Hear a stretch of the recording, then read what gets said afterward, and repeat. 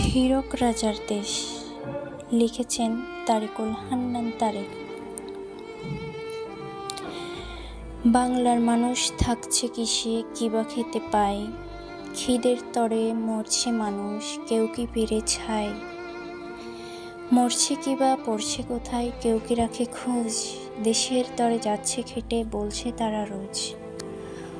অর্থনীতি শূন্য মাত্রায় খবর শুনে পাই, কেবা সেদিক খেয়াল রাখে দেশটা হলে চাই। আমজনতা খুব নগণ্য, হয় না তাদের গণ্য, ন্যায় নীতিহীন দুষ্ট সমাজ করেছে তাদের পণ্য। সত্যের মুখে তালাবন্দি, মিথ্যা বলি মঞ্চে, উঠা বসায় নমসালাম শহর কিংবা গঞ্জে। লড়ছে মানুষ মরছে সদা অনাহারের বেশ, সত্য বলার নেই অধিকার, হীরক রাজার দেশ।